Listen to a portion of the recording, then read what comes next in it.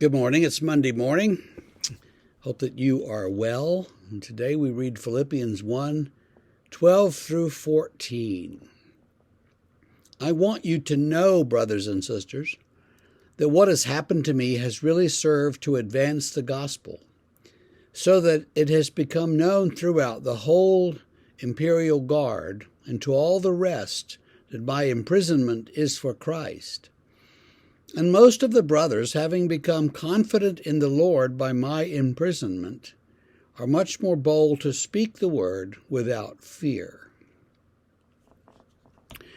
So Paul is in prison, and he's sending these letters, and he says, the fact that I'm in prison is actually a good thing, which is a little shocking, but that's what he says. And then he says, why? Well, it advances the gospel because all of these Romans know the story. And Paul, he was not like timid.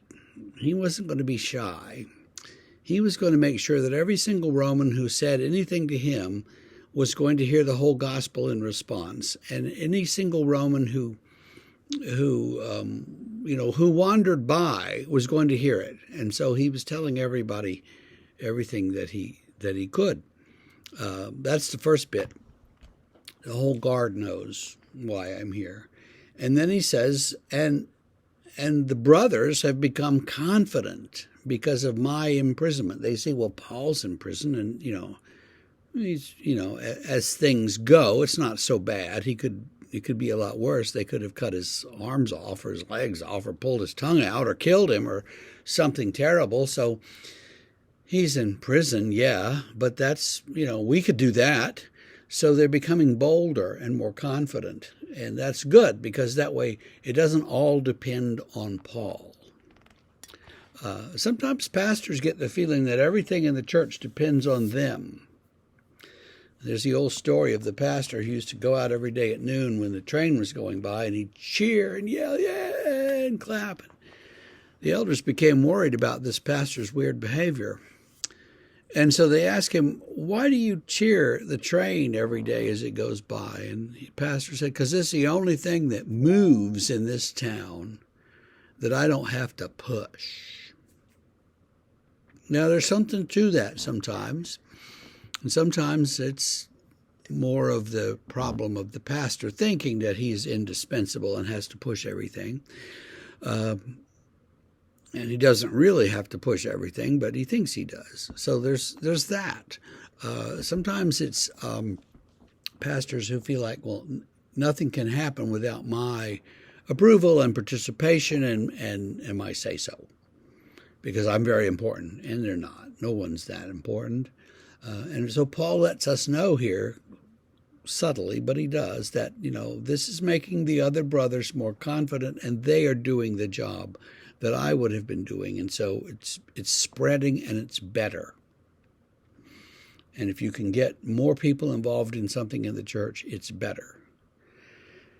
Now, I remember a dear lady, and she was a committed Presbyterian leader, but she would always say, oh, we need to get more of these young people involved in our committees. And I would say, no, we don't want to suck the life out of them in some committee meeting. We want them involved in the ministry of the church. Figure out how we're going to do that.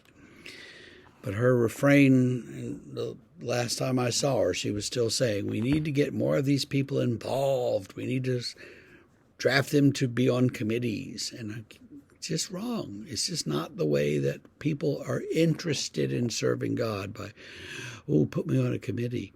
I don't want to be on committees. You don't want to be on committees. So why should we force people on committees? So there's that way of thinking.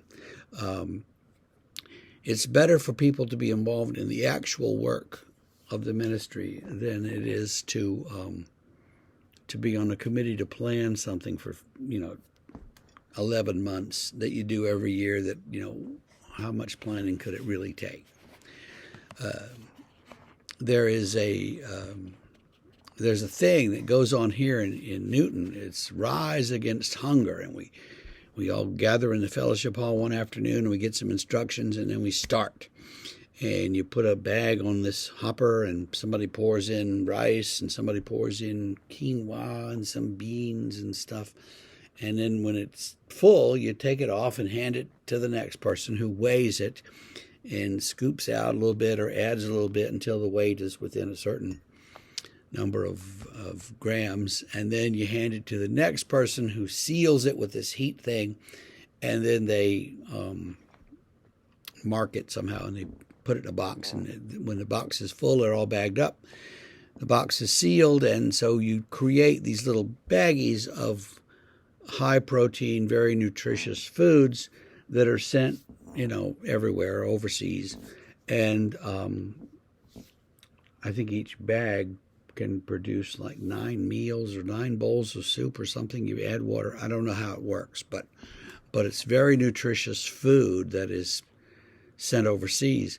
And so people work for 2 hours, and they package like 20,000 of these meals, and then everybody goes home feeling good. Nobody has to go to endless meetings. You just show up and do the thing.